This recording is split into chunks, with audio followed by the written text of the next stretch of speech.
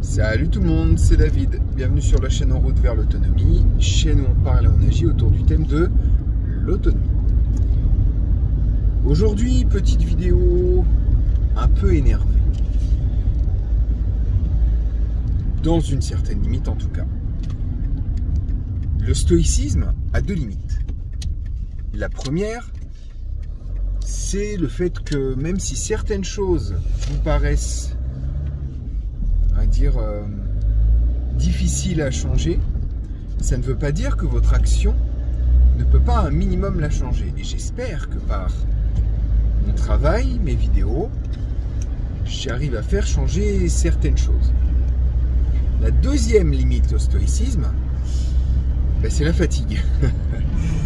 Gros week-end chez moi le week-end dernier, nous sommes mardi, je ne suis pas encore reposé puisque malheureusement le boulot n'attend pas. L'arrivée prochaine a priori de la pluie m'a obligé à stocker mon bois rapidement, éviter qu'il mouille, etc. Et du coup, ces deux choses étant actées, le fait que je sois fatigué et que j'ai encore l'espoir que mes vidéos amènent une certaine chose, je vais être un peu, comme je le disais, énervé. Énervé parce que il y a beaucoup de choses qui circulent en ce moment. Macron vient de parler aujourd'hui du pass énergétique. J'ai également vu de nombreux articles qui, je pense, sont orientés pour inciter les gens à consommer moins d'énergie et à faire attention.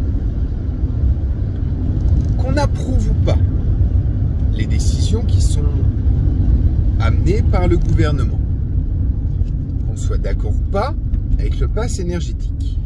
Personnellement, je suis contre, je pense que c'est quasi inapplicable. Mais bon, on verra bien. Puisque de toute façon, c'est déjà plus ou moins annoncé. Donc, à un moment, le pass énergétique sera là.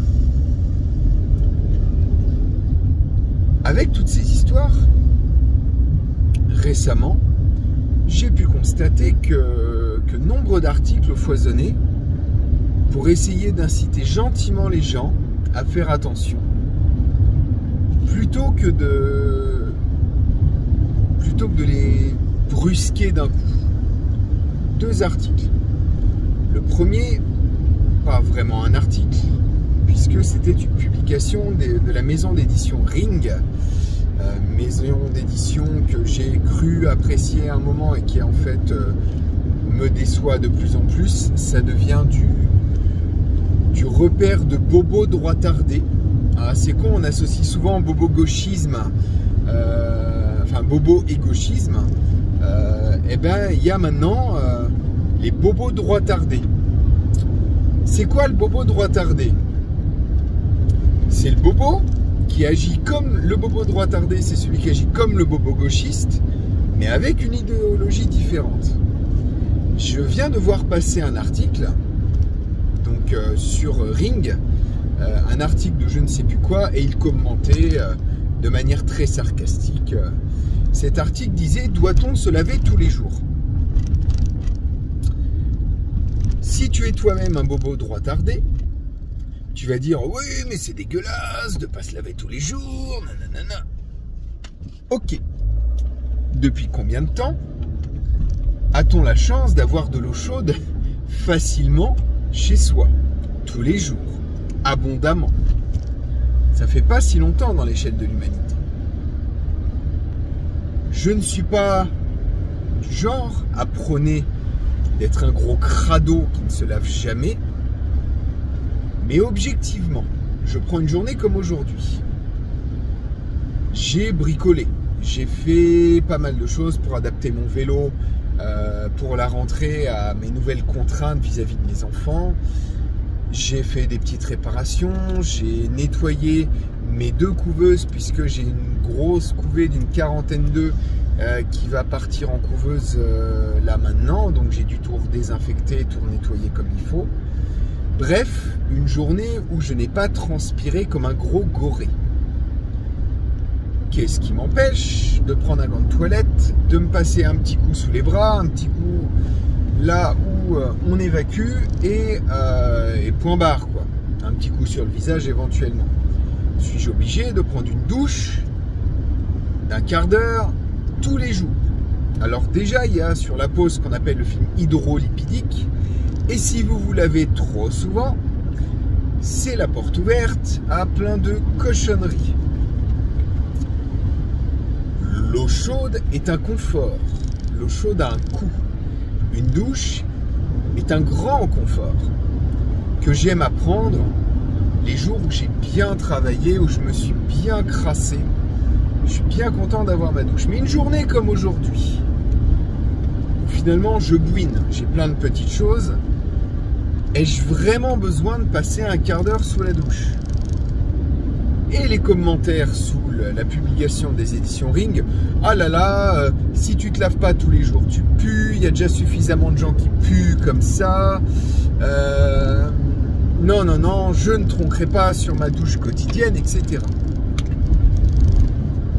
Et le bobo droit tardé a tendance, globalement, à réagir pareil que les personnes qu'il dénonce.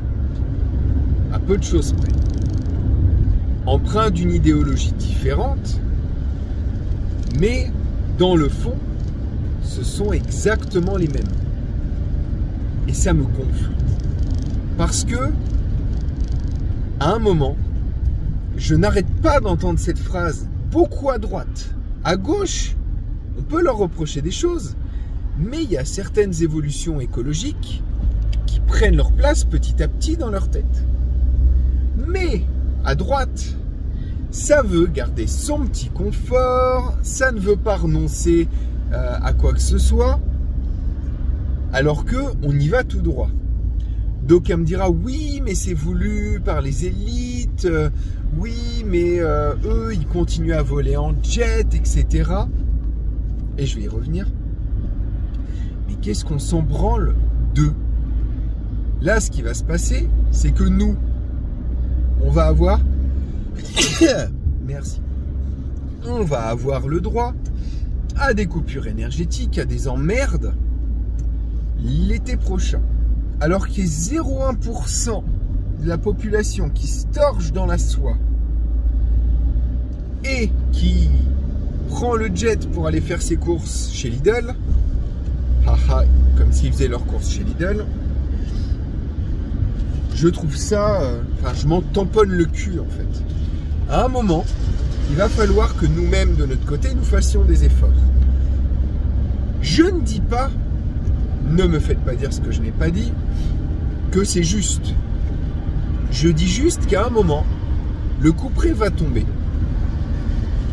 Et qu'il va falloir, si on veut être plus autonome, vivre plus sobrement. Tu crois qu'en étant autonome, tu prendras une douche d'un quart d'heure bien chaude tous les jours? Alors oui, peut-être en été parce que tu vas faire une douche solaire, j'ai compris Jean Bobo, mais l'hiver, tu feras comment? Ben, tu pourras pas. Donc il va falloir s'adapter.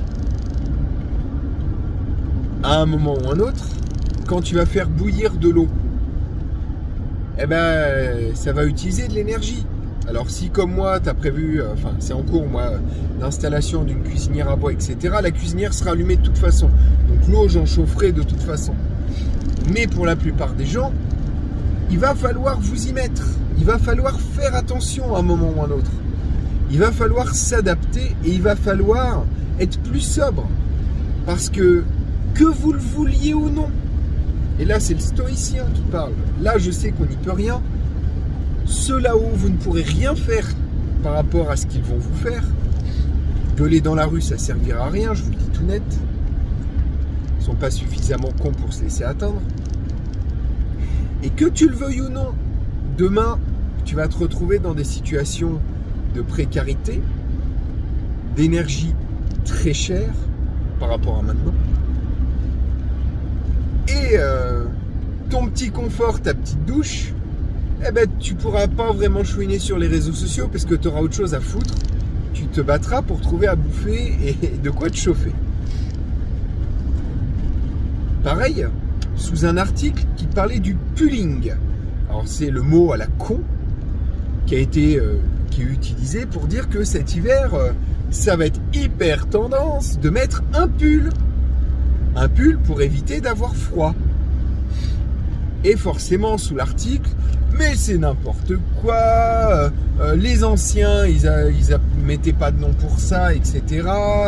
C'est une mode débile, c'est une mode parce qu'ils savent qu'on n'aura pas d'énergie, etc. Alors oui, je suis d'accord avec toi. Oui, cet hiver, va falloir mettre un gros pull et chauffer un peu moins.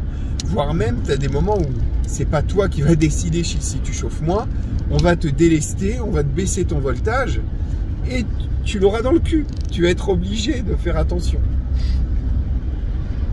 Tu mettras un gros pull comme tout le monde. Le truc, c'est que si tu le vis comme une contrainte avant même qu'il y ait quoi que ce soit, imagine ce que ce sera quand ça te sera imposé que tu n'auras pas le choix. Alors oui, je suis d'accord, c'est complètement con d'appeler ça du pulling, de le faire passer pour un truc à la mode, etc.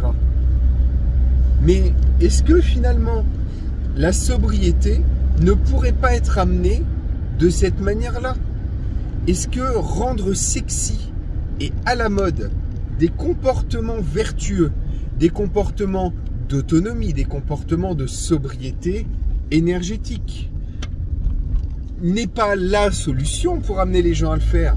C'est bien mignon de râler derrière.